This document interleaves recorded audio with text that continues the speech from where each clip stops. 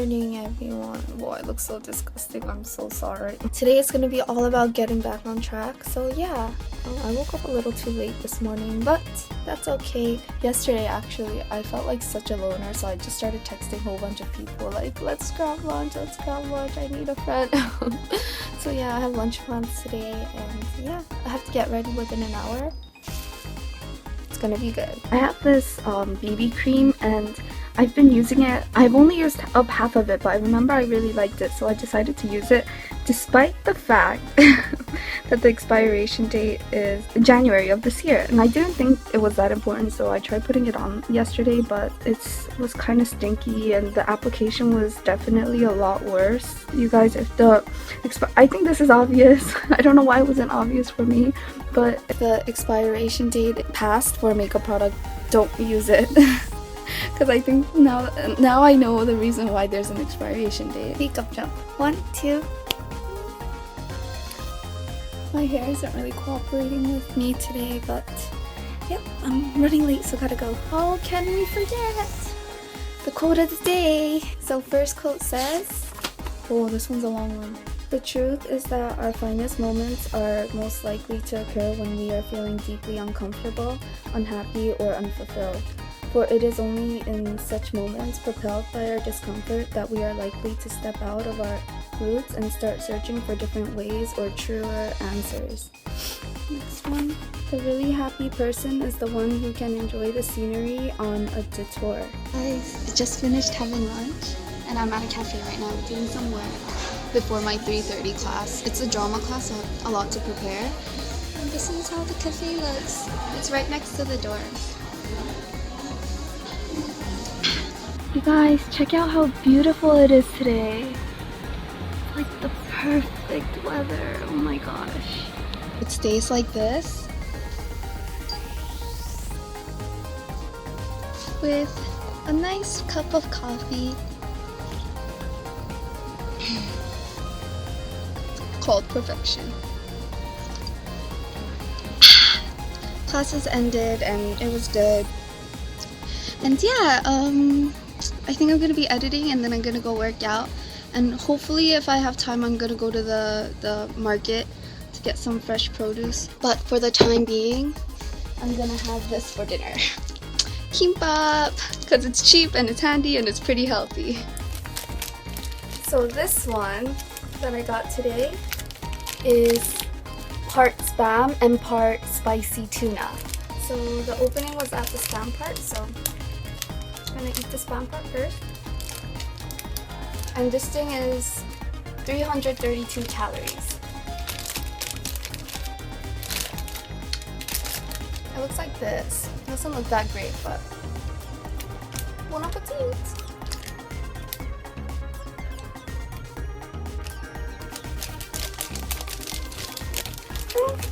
It has carbs, it has protein, and it has the veggies and everything, so thumbs up for health, I guess. I'm gonna go work out now. Finally, it's been forever since I've worked out, so I'm pretty excited. Just finished working out. Gotta go.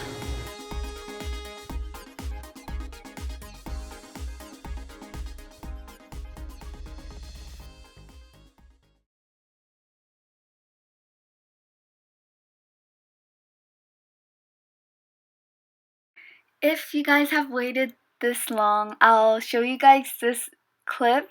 It's a Draw My Cultural Identity video that I made back when I was in freshman year, so that was 3 years ago. So yes, it's not the best quality at all, and it's just watch it with viewers' discretion is advised. I hope you guys enjoy.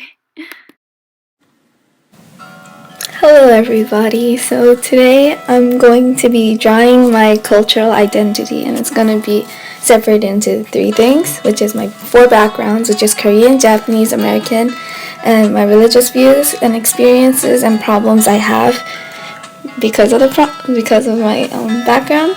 So it all started out with my Korean dad and my Japanese mom. They met in Korea because my mom went to university in Korea, and they decided to get married. And Soon after their marriage, they decided to move to New York City because they were missionaries for church and they wanted to spread the word about God there.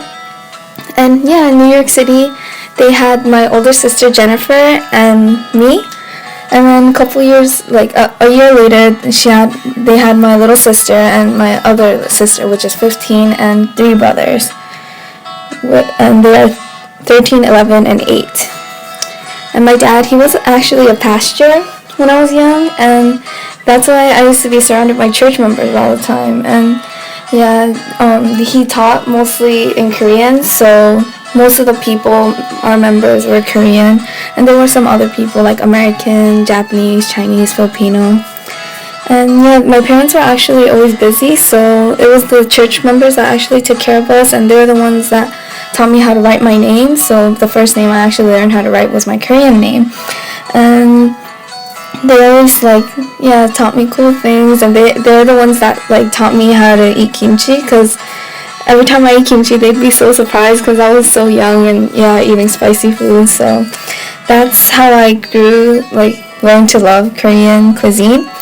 So that's why I really like Korean and American food, like pizza, sandwiches, and pancakes. I always put kimchi on them because I don't know, it tastes really good that way. And spicy ramen with cheese. So basically my taste is Korean and American food. And me and my sister, we were the typical Asian kids. We had the Asian bowl cut, is that what you guys call it? Yeah, the bowl shape haircut. And we did a lot of extracurricular activities like ballet and learned a musical instrument like piano, and I also played a little bit of the drums. And instead of going to Japanese school, I went to Korean school every Sunday. And since we were really religious, our parents used to pray a lot right before we go to bed as well. And our bedtime stories, my mom used to read us every day, and they were all biblical stories like Noah's Ark and the fall of Adam and Eve and Moses and stuff like that. My childhood was pretty normal. And by the time I started kindergarten, I moved to a town called New Jersey. New Jersey, to a town called Fort Lee. And I went to school called School Number 1, and it was pretty easy to fit in there because, everyone's super Asian.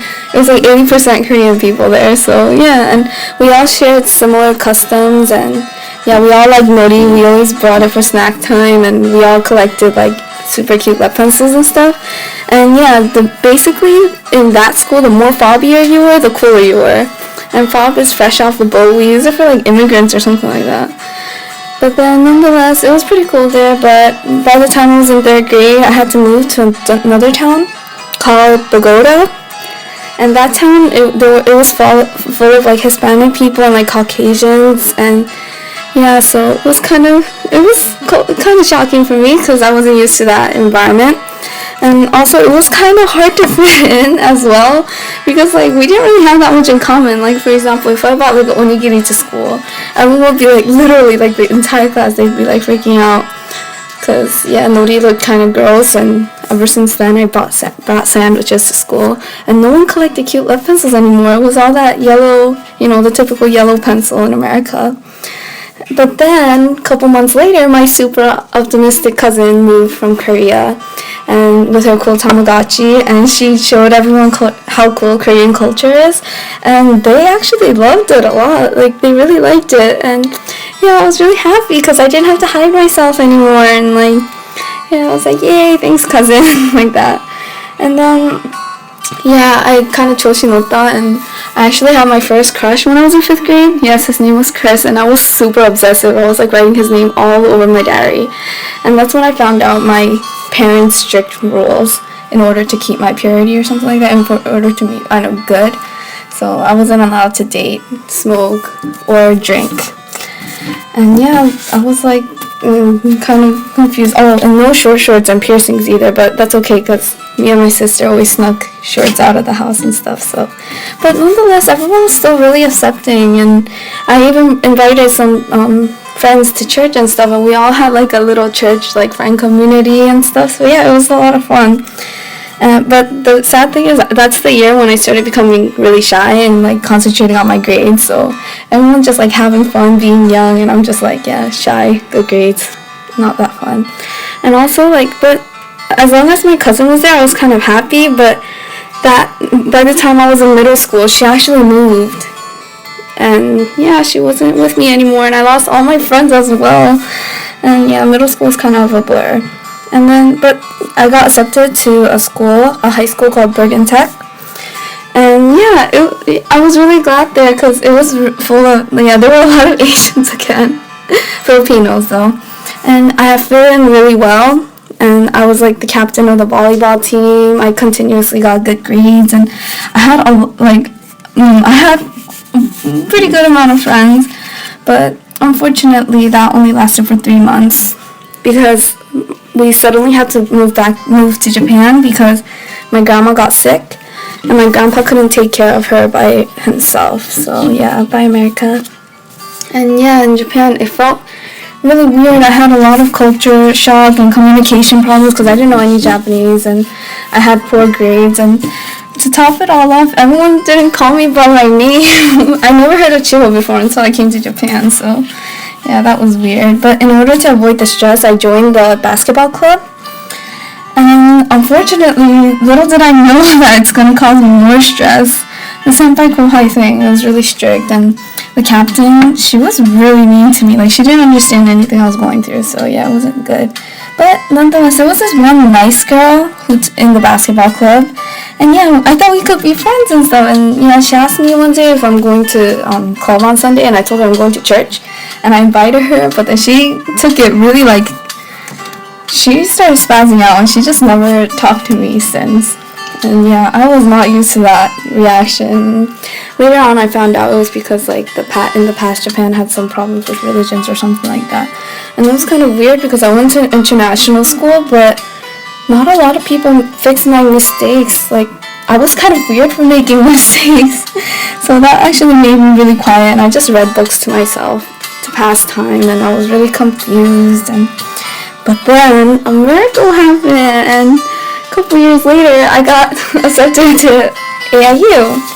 And me and my mom, we were super happy because we didn't think that I could get accepted to a school in Japan. Because, yeah, I wasn't really good at anything, and I was really happy, and yeah, I packed my stuff, and I came to AIU, and yeah, it was pretty cool here because it was full of, like, awesome people, and yeah, and people with the similar experiences, and I never really, yeah, felt like I fit in. And I wasn't weird for making my mistakes for once. Like, there were even some people that like made similar mistakes and stuff, and like people just like simply, you know, fix my mistakes, and like, yeah, they kind of accepted me, and like I don't know, it felt really homey for me.